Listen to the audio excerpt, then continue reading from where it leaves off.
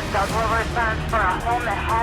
neighborhood remains blocked off tonight. A 57-year-old man was taken to the hospital. It's astonishing to me that anybody can have a house fall on them and still be alive. A video that's gone viral showing the arrest of a teenage girl by police. Elena Jones spoke exclusively with Laird's attorney. Tears of joy coming from Janelle. Thousands are angered and calling for action. And you have people here who are doing their lives, they're working hard. It's not just a memorial. It's a place to come and find some peace. Only News 3 is talking one-on-one. Only News 3. Tonight we have an exclusive one-on-one. What do you say to independence in Wisconsin? Do you think you could win? Welcome to Campaign 2016, the live stream edition. News 3, of course, with team coverage. The fact that cancer will someday take Mom's life. One wish was to go back that 4 years, and it's never going to happen. Everyone who is here has a story. It's a real memory of our sister. It's called the Race for the Cure, so I think that we race until there's a cure.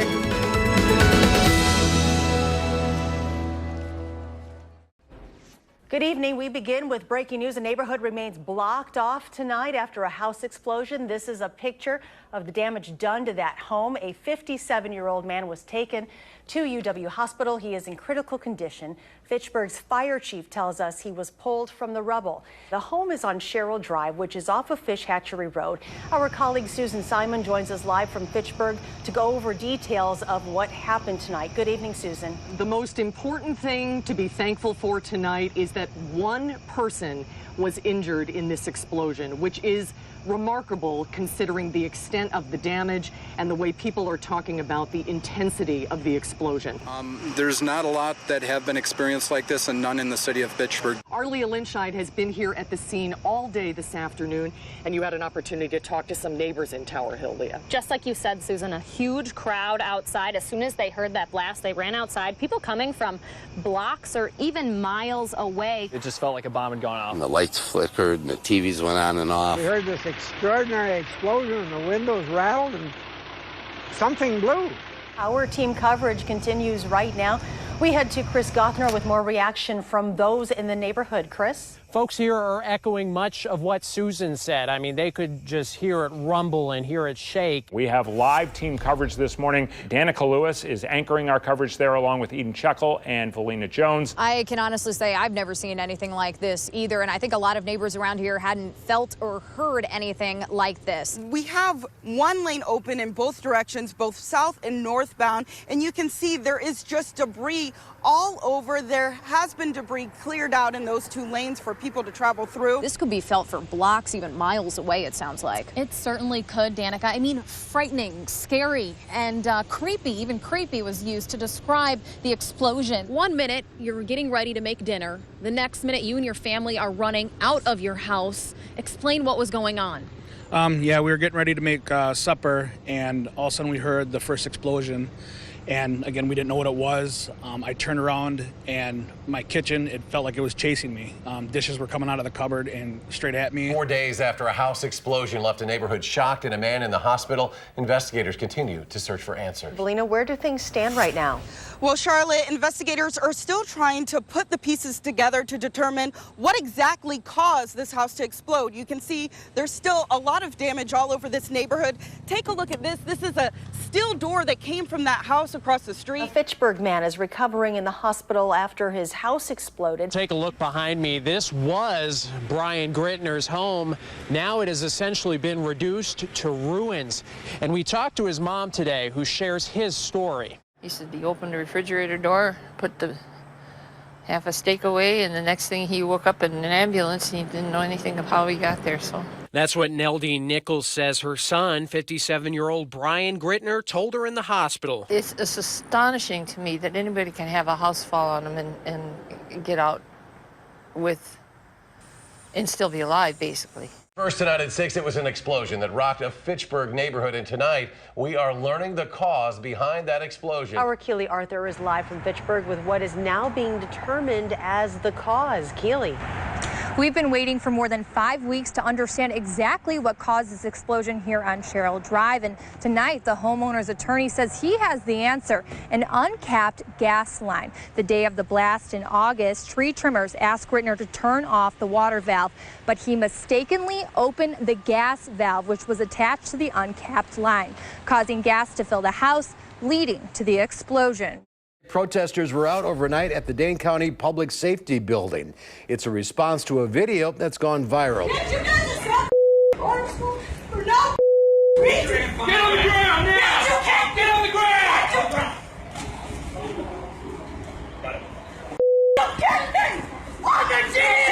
Do it now! Stop! Police were called to Easttown Mall right around 5:15. Janelle Laird confronted an employee at a restaurant who she believed stole her phone. Officers say Laird made threats to the employee while showing a knife. The police report states when they arrived, she resisted arrest. Protesters and city leaders went to the Dane County Public Safety Building. Some family and friends even held a banner that read "Hands off black women." City leaders had also arrived after word of what happened. This was a young lady who had a clean record. Laird's family and several community leaders are outraged over the video, and they are demanding that she be released immediately. Janelle Laird will spend a second night here at the Public Safety Building. This is where she'll sleep tonight. And family members say they're shocked to hear of the allegations against her, but they're even more upset with the way the officers handled the situation. It really hit home when I saw that officer kick my sister. Deidre Thompson is Janelle Laird's older sister. Her family drove from Illinois today after seeing the video and protests surrounding her sister's arrest. She had her hands behind her back. She had her hands behind her back. That officer came out of nowhere. We start with continuing coverage tonight. A local teen remains in jail several days after she was arrested outside of Madison Mall. Schedule it for a status conference if there's people came through the initial appearance court as they do every day, but the person these people came to see never made an appearance. It's really hard, and I don't like thinking about it because I was so excited, and I really needed this to happen. Supporters say their presence is important. Don't for 1 second think that you showing up here doesn't mean something. Don't think for 1 second that you showing up here she won't find out about. News 3 has the latest tonight on a story we've been following all week long. The Dane County District Attorney will not charge the woman involved in an incident outside Easttown Mall and will instead send her to a restorative justice program. It was not owing to a video that goes viral. That's not what's prompting their crusade. Today's decision comes with a sigh of relief for Laird, who we saw on camera for the first time today. Our Valina Jones spoke exclusively with Laird's attorney and has more. Those are tears of joy coming from Janelle Laird after being released from solitary confinement after 36 hours. She's a strong young woman, and she's very happy to be released from jail. Friday morning, Laird was facing felony charges, but now has a second chance through a restorative justice program. Sayavata Adari, Laird's attorney, says even with the decision, she's still hoping to see more accountability from the police department, but says Laird owns the role she played. Why is it that one officer couldn't handle that situation? So, but Janelle acknowledges also that she could have handled herself different. Bruises and bandages show the aftermath of Laird's arrest, a video that has now gone viral. On the road to recovery, Adari says she's hopeful the program will promote reconciliation. 2 Madison police officers have been cleared of any wrongdoing. Now, this comes after an investigation into the officers' actions during that arrest at Easttown Mall back in June, all captured on cell phone video. I've heard loud and clear, and I understand the sentiments that the desirability, the optics of what was seen is incompatible with the legal justification, and I have to own that. We will continue to work with organizations that want to improve police-community relations, but we also are saying that we're going to lift our voice this time. Along these back roads, in the heart of the Bible Belt, faith beats. Use your words. This is where Joey Slate's heart beats too. You see him, this is a miracle. I mean, you know the story. What are the chances, you know? They were telling us, you know, he won't survive the next hour. Then it was that he won't survive the night. It's been more than a year now. since that heart almost stopped. He had a gunshot wound at close range to the head. It went into the top of his head and went down through his left hemisphere and lodged itself down in his spinal column. Andra Munoz recalls that winter night in Wisconsin when she flew into Madison to find her nephew in a coma after emergency surgery. When all the other opportunities for him to not survive, he fought so hard, even when he was barely alive. Go Badgers! Joey can say several syllables at a time now, then answer questions, far surpassing any medical expectations. I have a vision of this boy walking through my door when he's, 18, and just being okay, and it could happen.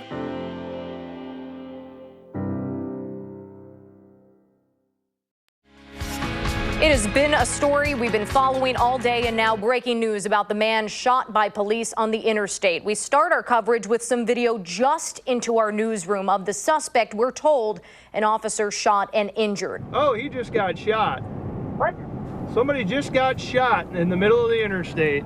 And we have complete team coverage tonight on this story. Leah Linscheid has more on the major traffic problems caused by this incident, but we're going to start with our Chris Gothner, who has been close to the scene outside of DeForest all afternoon. Hey, Danica, right now I am in Columbia County, just over the Dane County line in the town of Arlington. I'm going to show you the situation right now where police still have the southbound lanes of 39, 90, 94 closed, and they're taking traffic off the road and directing them onto another route right now. Police believe this suspect was involved in a homicide this morning in West Allis. Police say that suspect ended up in Sauk County today, where they believe he was involved in a drive-by shooting with 2 other suspects. Now, we don't know how or when he got to Sauk County, but deputies and troopers say they pursued him down I-90 through Columbia County and eventually stopped him at mile marker 124. Shutting down the interstate in both directions and in 2 spots had a serious impact on commuters. Our team coverage continues with what drivers experienced this afternoon, and for that,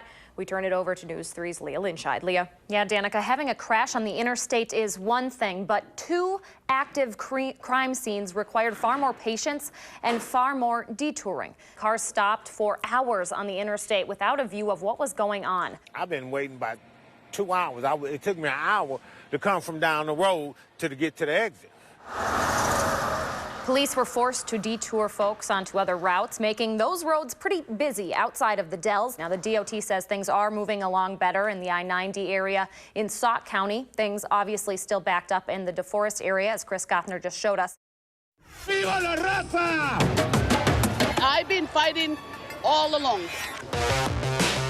The bottom line is that there are protests all the time at the state capitol. It doesn't affect the economy one way or the other.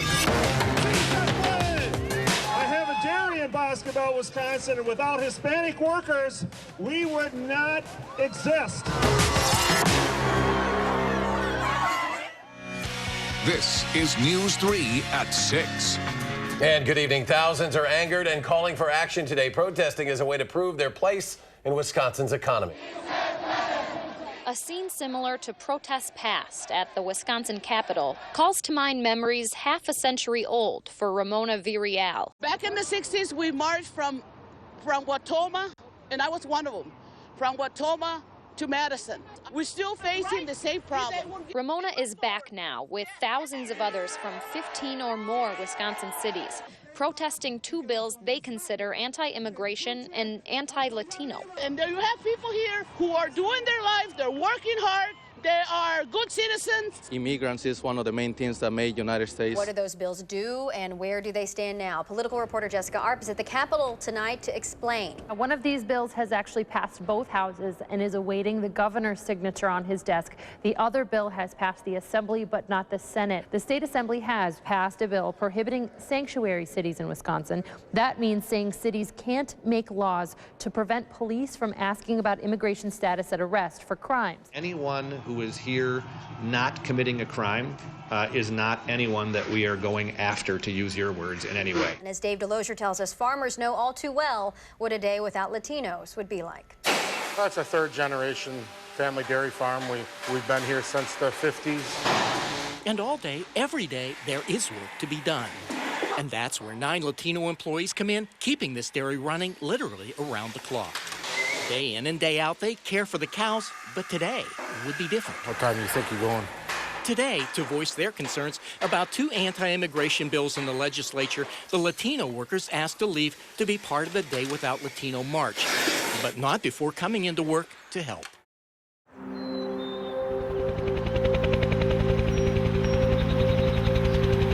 It is a sound that, for a veteran, you never forget.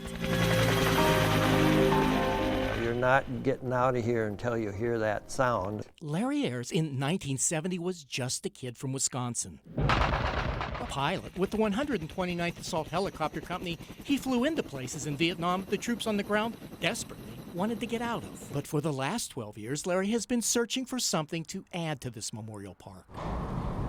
And he finally found it. For now, it sits in the back of a barn waiting for a chance to take its place in the Veterans Park. The Greene County veterans need $150,000 to repair and refurbish it. It will serve as a memorial to all of the troops who found hope in a sound. It's not just a memorial. It's a place to come and find some peace. Wisconsin takes center stage once again in the race for president. Only News 3 is talking one-on-one with some of the candidates running for president. Tonight we have an exclusive one-on-one with Secretary Clinton. Political reporter Jessica Arp was one-on-one. Only News 3 political reporter Jessica Arp spoke to GOP candidate for president, Ohio Governor John Kasich. Tell us about your strategy in Wisconsin as you begin to campaign here over the next couple of weeks. Do you think you could win Wisconsin in November if you're the nominee? Why do you think that is? What do you say to independents in Wisconsin? Presidential candidates are looking to do damage tonight in Wisconsin's primary election. This is the area where true supporters are kind of hanging out. So it sounds like there was a steady line all day. This is, of course, Waukesha County. This is going to be Ted Cruz's bread and butter tonight. CBS News is declaring Texas Senator Ted Cruz as the winner here in Wisconsin. We start our live team coverage with Leah Lynchide. She is at the Ted Cruz event for us. Just about an hour ago, the crowd was absolutely going crazy. Celebrating a win for Senator Sanders here in the state of Wisconsin. A fight breaking out of the convention floor over rules, and Wisconsin delegates still struggling with whether to support Donald Trump. Chaos at the convention as RNC leadership refuses to allow a roll call vote by Never Trump delegates to change convention rules. One indication of many that some just aren't happy with their nominee. How surprised are you that this is where you are, that you are in a convention where Donald Trump is the presumptive nominee? Well, I wouldn't have picked that, Jessica, when I was working last summer, figuring out who I wanted to support. The final night of the Republican convention where Donald Trump made it official. I humbly and gratefully accept your nomination for the presidency of the United States. Businessman Donald Trump, arguably a year ago the most unlikely candidate in a field of 17, accepted the Republican nomination for president. A historic night at the Democratic National Convention as Hillary Clinton accepts the party's nomination for president. News 3's Jessica Arp was there, and she joins us live now from Philadelphia with highlights from this final night of the Democratic National Convention. Jessica? Hillary Clinton once again made history, accepting the Democratic nomination for president, the first woman to do so. Russ Feingold has been after incumbent Senator Ron Johnson for a payout that he received after his first election. $700,000 in the scheme of things is a pretty reasonable compensation level. Ron Johnson paid himself $700,000 a year. All told, he took a $10 million corporate payout, then moved to Washington. This needs clarification. We've looked at this issue before. Johnson did get a payout from the plastics company he owned following his election to the Senate in 2010. He didn't get it yearly. He got it in a lump sum. We're going to make sure we use the internet and all the mechanisms that are available now that didn't used to be available to make sure that people organize, sign petitions. This needs clarification. The charts show that the money was spent largely on fundraising and about 20% on salaries, including $77,000 for Feingold. But the campaign says those fundraising numbers are misleading, as one of the aims of Progressive United was to get their mailing list to give to candidates directly. A wild campaign season winds down as voters across the nation head to the polls. That's right. The polls in Wisconsin are open until 8 o'clock tonight, but one location in the Madison area is staying open until 9 this evening. Our Leah Linshai joins us live from Madison East High School with more on why voters there will have that extra hour. Leah? Hi, Eric and Charlotte. Yeah, just like you said, Eric, voters here at East High's polling place, ward number 29, will have until 9 o'clock, that extra hour, to cast their ballot. Now, that is a court-ordered extension signed right here by a judge, and it's all because a fire alarm caused a nearly half-an-hour break in voting. Now to Valina Jones, who's been monitoring the polls in Sun Prairie. Valina? Well, things here at Sun Prairie have gone really smoothly throughout the day. However, right now is when you would normally expect to see a lot of people, given that they're off of work right now, but that's not what we've really been seeing. There's really no line. Good evening, everyone. Welcome to Campaign 2016, the live stream edition. Here we go. Here we go. It's election night. Let's kick things off with Adam Schrager. He is at the Oshkosh Convention Center covering the Trump-Johnson race. Adam, good evening to you. There are two campaigns that are operating out of here this evening, the first being Ron Johnson's re-election campaign, and then also Donald Trump's efforts to become the 45th president of the United States. They are being run out of this Oshkosh Convention Center as well. We want to welcome in Matt Schuck. Thank you for joining us. You are the communications director for Trump here in Wisconsin. Tell us what you're seeing out there, what you're hearing so far from the polls this evening. Well, like a lot that has been surrounding the campaign, we have a lot of enthusiasm with our supporters. Joined by Ken Murrows, the political science professor at the UW. So, how are things looking so far? Speaker Ryan arrived here at his watch party about an hour ago. He's been mingling with his supporters. Lots of smiles, I will tell you that. We want to thank you for spending the last 6 hours with us. We started our evening election coverage on Live before this afternoon. We've been doing interactive live second screen coverage since 6:30. All right, Mark and Susan, thank you very much. Now, one of the most watched races here, and of course, all across the country, is this race for U.S. Senate here in Wisconsin. And this race is very tight. Here's a look at where those numbers stand right now, and you can see incumbent Ron Johnson is leading 52% to Russ Feingold's 45%. News 3, of course, with team coverage of this race tonight. Adam Schrager live in Oshkosh covering the Republican races. Jessica Arp live tonight from Democratic headquarters in Middleton. We have learned that Governor Scott Walker is going to be introducing Senator Ron Johnson. What a great crowd and what a great victory for all the people of Wisconsin. Donald Trump has been elected the 45th president of the United States. Hillary Clinton called Trump to concede the race shortly before 2 o'clock this morning. He is now the first Republican candidate for president to win the Badger State since Reagan back in the 80s. All Republicans and Democrats and independents across this nation, I say it is time for us to come together as one united people. Wisconsin's 10 electoral college votes are what put Donald Trump over the top to get to 270. Show us on the map, if you can, Jess, what happened from 2010 or 2012 to now. Yeah, I mean, you can see a dramatic difference. This is the map as it stands in Wisconsin in 2016. When we change this to the 2012 presidential election, look how much the colors change here. I mean, Barack Obama won Western Wisconsin. He won Southwestern Wisconsin pretty heavily. I mean, when you look at the vote total difference in 2016, it's about a 26,000 vote difference between Trump and Clinton here. You don't see that number on here, but there are 152,000 people who voted for third-party candidates in Wisconsin in this election. There were a lot of folks in Wisconsin talking about Evan McMullin. Right. Jess, thanks so much. Appreciate it. You're welcome. Thousands of convicted drunk drivers in Wisconsin receive a court order to install what's called an ignition interlock device on their vehicles. In order to start the car, of course, they need to blow into the device to physically show that they are not intoxicated. But as News 3 investigative reporter Adam Schrager shows us, that court order is regularly being ignored. Yeah, this will work. It is somewhat ironic that Terry Hobiger spent a lot of time recently on a stationary bike. But it just feels good to pedal, considering it was a not-so-stationary situation that landed him there. Evidently, I hit the windshield, flew up over, and then somehow landed. He spent 12 days in the trauma center, 5 weeks at a rehab facility, and the following year and a half dealing with broken bones, lingering nerve damage, and anxiety, all courtesy of an 8-time convicted drunk driver. The morning of the accident, the morning that he hit me, he turned in his sobriety machine. This is all his own admission to his parole officer.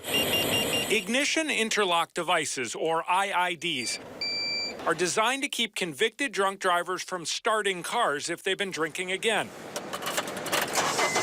course, they don't work if the convicted offenders don't get them. It just appears to me no one really cares. Wisconsin judges issued sentences for more than 54,000 interlock devices since 2012. Department of Transportation data shows only 56% of those offenders have listened to the judge. Hey, thanks a lot.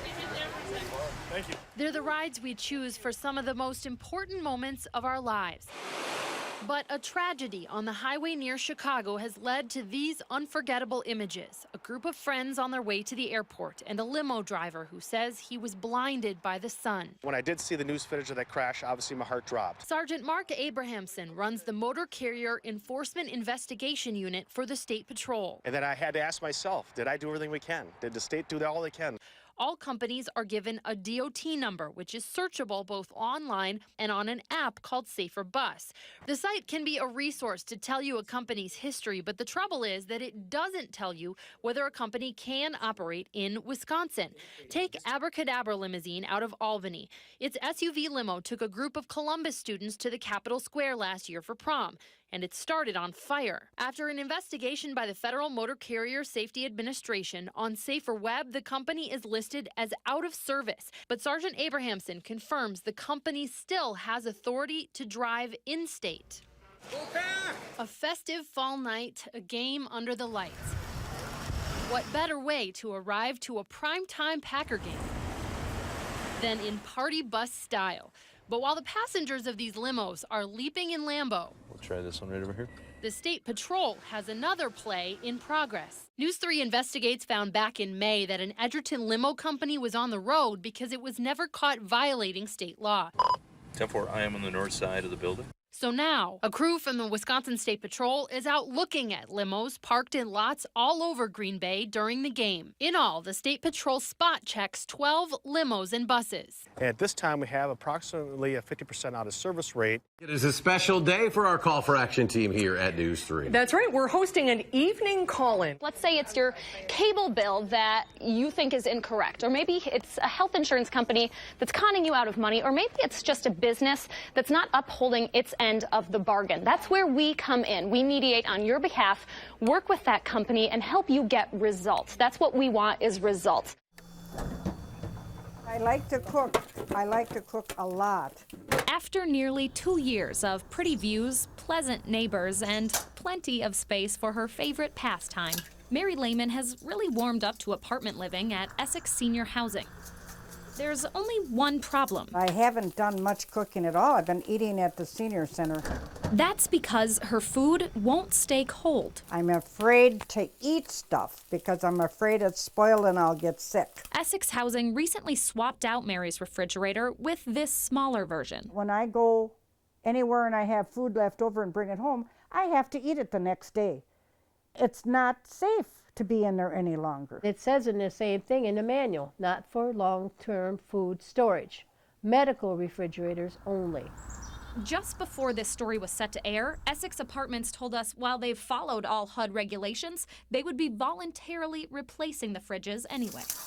After too many heated conversations, it's exactly what Mary and her neighbors have been hoping to hear. Inside a hospital room meant for isolation, Denise has been ill for a long time. Denise Riem is never alone. You know, and I tried to encourage her, you know, I said, don't give up on me now. You know, it took too long. 40 years too long, to be exact. Oh my gosh, we met when we were each 19 years old. In an old faded photograph are sweethearts who met in 1969. We're together about 7 years and then broke up and went our separate ways.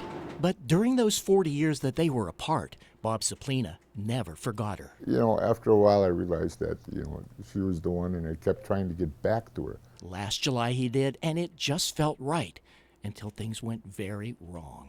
And then, was it a month later, the beginning of October, I got leukemia. We thought we'd be having a funeral by now. But instead of ending life, dearly beloved, they decided to start a new one together by doing something they hadn't 40 years ago. The light around her, it was like, you know, I saw an angel. The wedding was organized by the nurses who cared for Denise. They took care of everything right down to getting her a wedding dress and flowers. There to watch, doctors, nurses, and patients. In fact, it seemed the whole hospital was watching on this, a day to leave nothing unsaid. And then to Denise, I've told you many times before, I've always loved you, and I always will.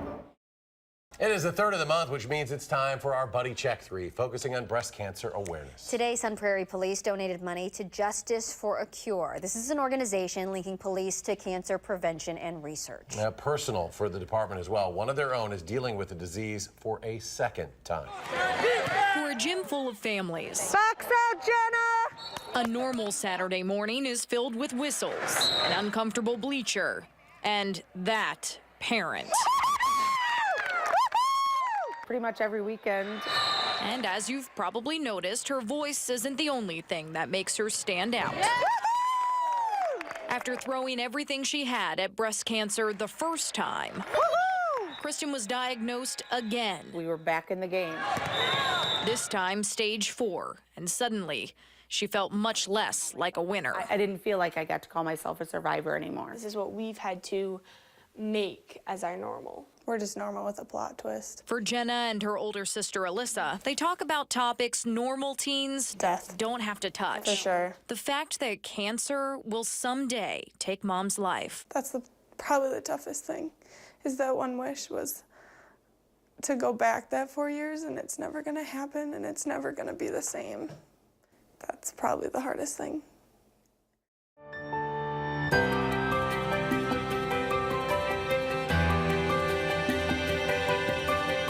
WISC News 3 presents Susan G. Komen, Race for the Cure. Good morning, everybody, and welcome. We are anxiously awaiting the arrival of 6,000 runners, walkers, survivors, and supporters of everyone in our community affected by breast cancer. 9 months of planning that we put in, about 300 to 400 volunteers that make it happen. And again, we're here because it's a celebration of those that have made it through, and it's remembering people like my mom who didn't. 3, 2, 1. And what's so inspiring here is you're going to see, we're watching for everybody in the pink t-shirts, which are the survivors. There are 400 survivors running the race today. This is not just, a regular race. Right. This is much more meaningful. I'm with Emily and her son, Michael. And Emily has been cancer-free for 7 years now. You tell me, who are you here for? I'm here for my Aunt Amy Meese. She is actually won the battle of breast cancer, so I'm here supporting her. Walking in honor of my grandma Joyce, and I call her my work grandma Dee Dee. What does this feel like for you? It's emotional. You see everybody in the tent that's going through things that are similar and different, and it's just you feel alone, and then you get here and there's this great big group of family. This race is important for all of us women and all their stories, and they need to be told. So. There's definitely a range of emotions. You're happy, and then a memory hits you.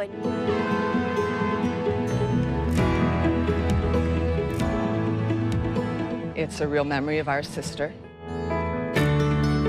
To me, the race is honoring people that have passed. I lost my mom last year. You know, the race it's called the Race for the Cure. So I think that's how long it needs to run for, is we race until there's a cure. Until breast cancer is eradicated, it needs to go on.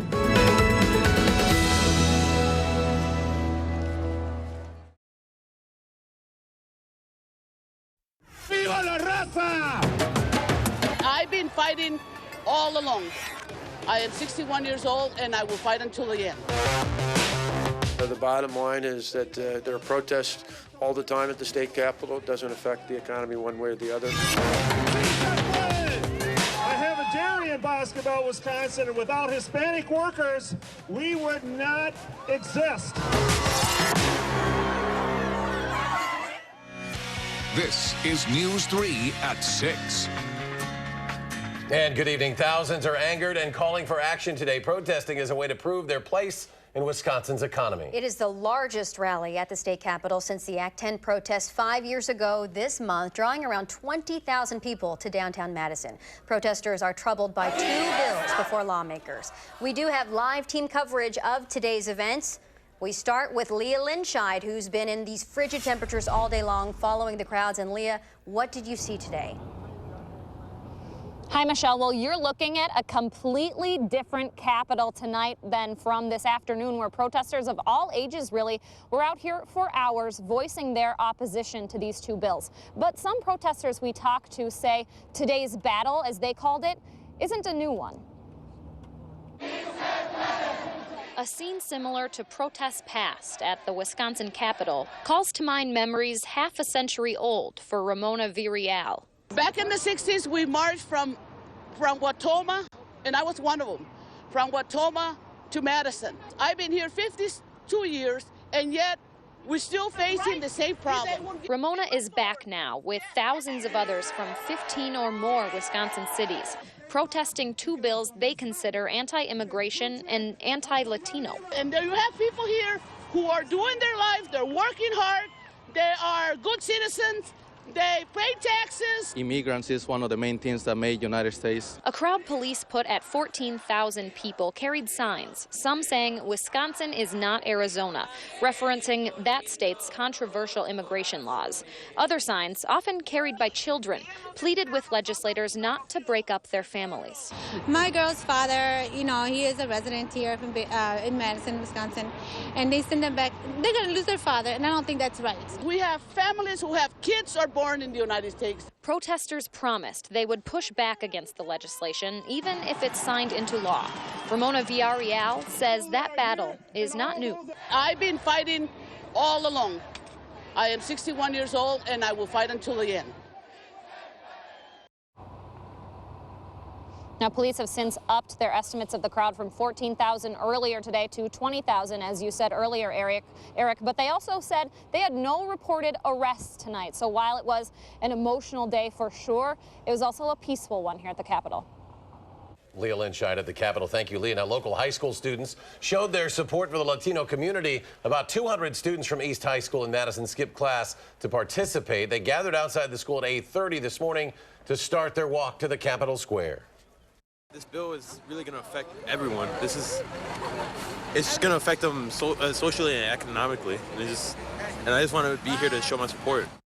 Students waved American flags and held supportive signs on their walk. The goal was to illustrate the role Latinos play in our state's economy, something very evident on farms all throughout the state. Especially dairy farms, where Latino workers play a very big and labor-intensive role. And as Dave DeLozier tells us, farmers know all too well what a day without Latinos would be like. That's a third-generation family dairy farm. We've been here since the 50s. And all day, every day, there is work to be done. With the family and with milking 900 cows a day, 3 times a day, it takes more than just our family members to keep the farm going. And that's where 9 Latino employees come in, keeping this dairy running literally around the clock. Obviously, the Latino workforce is very important to our dairy. They are filling jobs that others don't care to do. All are here legally and an important part of this farm. Nelson's been here 7 years. Day in and day out, they care for the cows, but today would be different. What time do you think you're going? Today, to voice their concerns about 2 anti-immigration bills in the legislature, the Latino workers asked to leave to be part of the Day Without Latino March, but not before coming into work to help. Appreciate very much you guys helping us today, because I understand what you got going on today. I do. Caught somewhere in the middle, Chuck Ripp has a business to run, but is also concerned about his employees. We're pro for wanting them to go to the rally. We understand what they're asking for and what their needs are. So we're trying to support them in any way we can. And while a day without Latinos is being talked about at the Capitol, the reality of it is being felt on a farm. We would have to probably go in a little bit of a crisis mode for a little bit. There's no doubt about it. Because while this may be a day without Latinos, there's no such thing as a day without cows. No. In Dane, this is Dave DeLozier, WISC News 3. To accommodate Latino workers and their desire to attend today's rally, the family members did all the work to keep that dairy farm operating. The workers will return to work, but farmers say it illustrates their need. These protests were all organized against 2 bills making their way through the state legislature. But what do those bills do, and where do they stand now? Political reporter Jessica Arp is at the Capitol tonight to explain. Well, yeah, one of these bills has actually passed both houses and is awaiting the governor's signature on his desk. The other bill has passed the Assembly, but not the Senate at this point. Both, though, have been moving through this building over the last few months. The state assembly has passed a bill prohibiting sanctuary cities in Wisconsin. That means saying cities can't make laws to prevent police from asking about immigration status at arrest for crimes. Republicans believe Madison is a sanctuary city. Madison police say they aren't and do work with immigration officials during serious crimes. Anyone who is here not committing a crime is not anyone that we are going after, to use your words, in any way.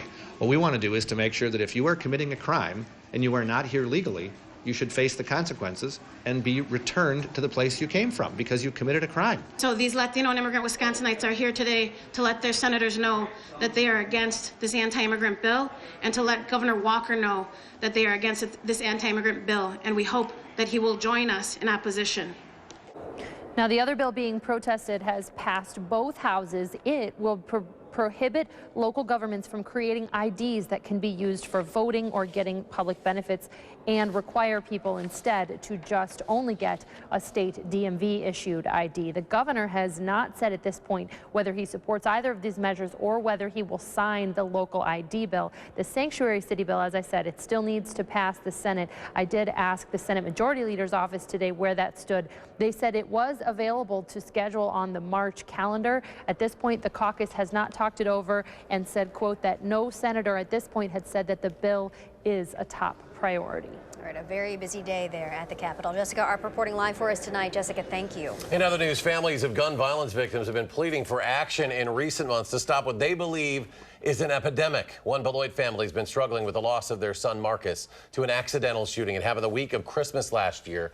They're still looking for answers as to why the 17-year-old and his best friend had a stolen gun. Disbelief.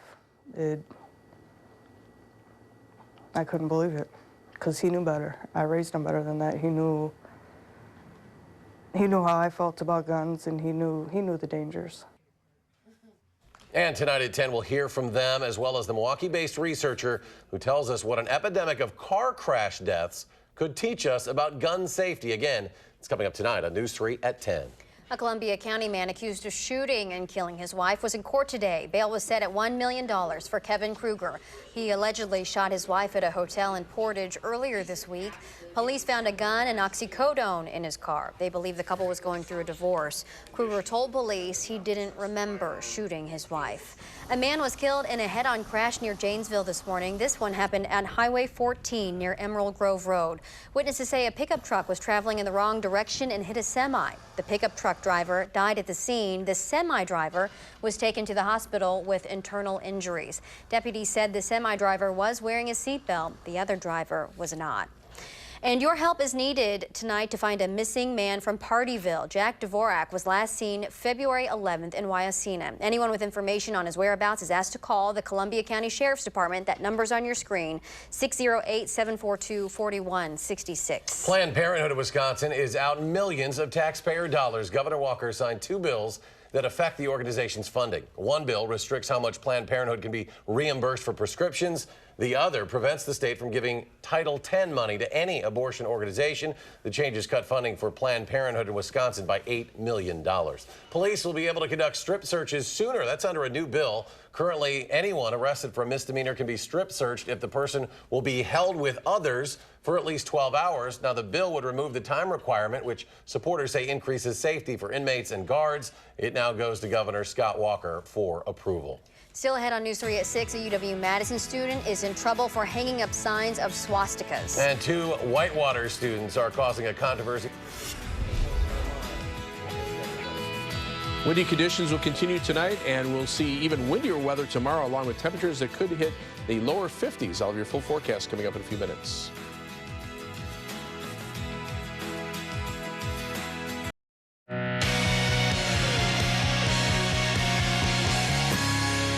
An image posted online of 2 students with painted faces is bringing some controversy to a local college. Felina Joes explains how it's impacting the UW-Whitewater campus.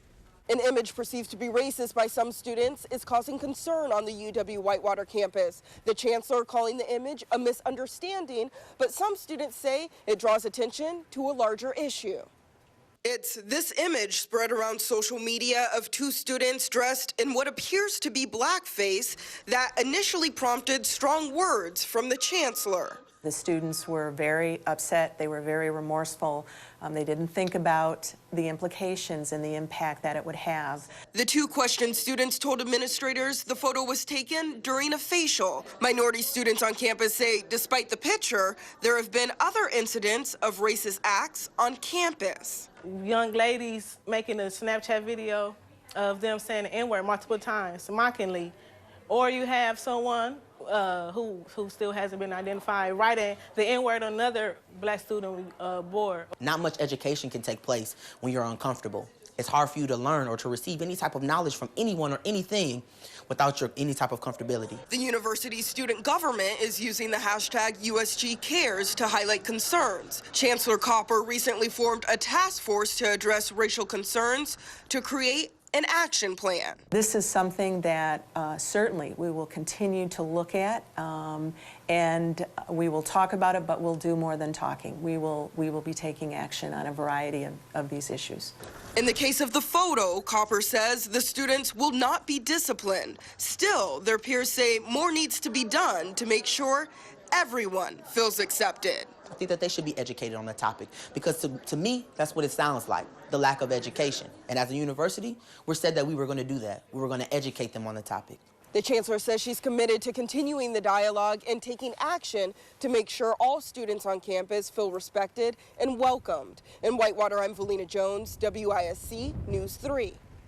And now Republican Senator Steve Noss of Whitewater is condemning the chancellor and other university officials, saying they should have first checked the facts and not overreacted. A UW student in trouble for taping swastikas and pictures of Hitler on a dorm room door. The images were put up last month in a room in Celery Hall. The incident gained attention once it was posted on social media. University leaders did address what happened in a letter to students today. The student responsible was disciplined internally, but the victim has not pressed criminal charges.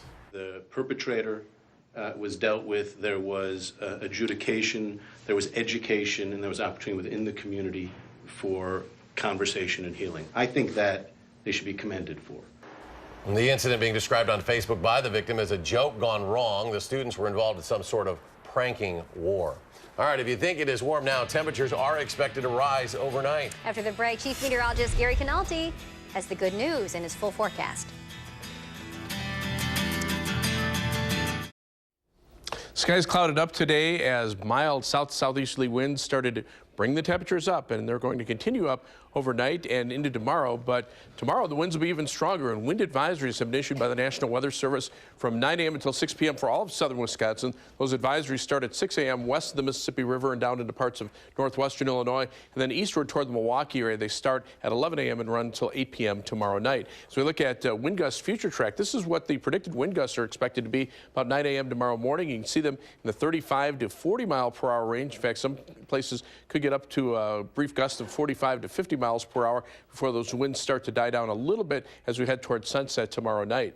As we look at the live view from the downtown Madison Edgewater Skycam, skies are mostly cloudy, a little bit of haze, a little bit of light fog starting to form. High today 38, the low 17, but right now we're at that high for the day of 38, and temperatures aren't going to fall very much, if at all, this evening.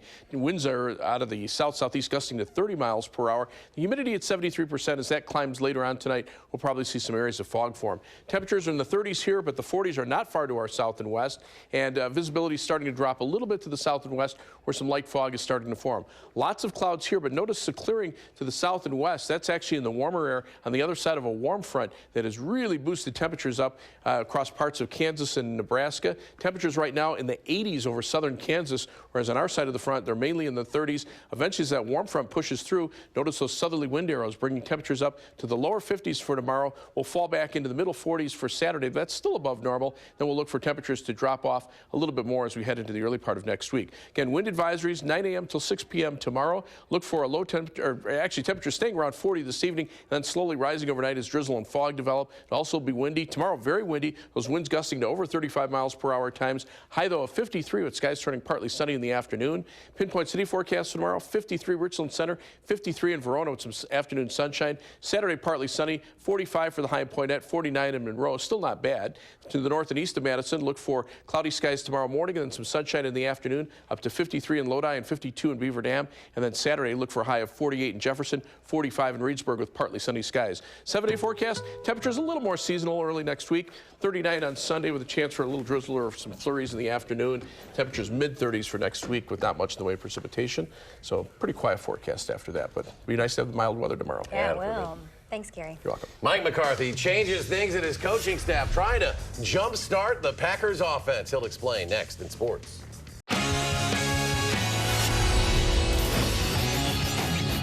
We're still about an hour and 40 minutes away from tip-off in East Lansing, where the Badger men's basketball team goes for its 8th straight win, but they're heavy underdogs against 8th-ranked Michigan State tonight. They'll tip just after 8 with the game on ESPN. The Badgers beat the Spartans at the Kohl Center a month ago, but at the Breslin Center, Sparty is really good. This year, Michigan State 11-2 at home. The only losses to Big Ten heavyweights, Iowa and Purdue. Greg Gard says even though the Badgers have lost 8 straight in East Lansing, it's not the Breslin Center that's been the problem. Sometimes the venue gets overblown. I think we've had success here because we have had very good teams on the floor and very good players. So, you know, obviously the fan base there is terrific. You know, that's a great environment for college basketball. But as I told the team Saturday night before we were in the pregame, those 17 or 18,000 that are in there, they don't matter. You know, they don't play defense, they don't rebound, they can't shoot. So it's just our 5 against their 5, and then our 4, 5, 6, whoever comes off the bench. Just do your job. A week before the NFL Combine, Mike McCarthy had a rare mid-February news conference in Green Bay, pretty much to talk about the new assistant coaches hired this week. One thing McCarthy decided to do to help the offense was to take Alex Van Pelt, who was quarterbacks and wide receivers coach, and make him just quarterbacks coach. The receivers wanted Luke Getsy to be their position coach, so McCarthy agreed, and he hopes that'll make the offense, at least the communication, click again. We had a plan last year. Wasn't executed, obviously, to the level that we look to achieve. I think more's been made of it, frankly, as an excuse. And with that, the excuses are over. We've changed it, you know, adjusted, frankly, the job responsibilities back more to what we've done in the past. And you know, my outlook is that hopefully it'll be a much better process. The NBA trading deadline has come and gone. The Milwaukee Bucks didn't do anything to the roster, so the 22 and 32 Bucks will go with what they've got. The rumored trades of perhaps Greg Monroe and perhaps Michael Carter-Williams never came about, so the Bucks will keep their core of young stars and hope the future is still as bright as it seemed at the start of the season. I think we're building, and we still have a lot of young guys that we're trying to, you know, develop and figure out who they're going to be. Before you can start filling spots, you got to know what you have, and so I think that's what we're in the process and learning how to win. And you know, we have 28 games left, and you know, we feel that we can be a lot better. They've just started the 2 150-mile qualifying races at Daytona. Matt Kenseth won't run until the second Can-Am duel. No matter what, he'll start Sunday's 500 on the outside of row 1 next to pole sitter Chase Elliott. The Stanley Cup champion Chicago Blackhawks visited the White House and, as usual, presented President Obama with a Blackhawks jersey, but then team owner Rocky Wirtz had a big surprise for the president. Wirtz pulled out a lifetime parking pass for the president, good for any event at the United Center in Chicago. Obama called it the best gift he's ever received at the White House. We'll be right back.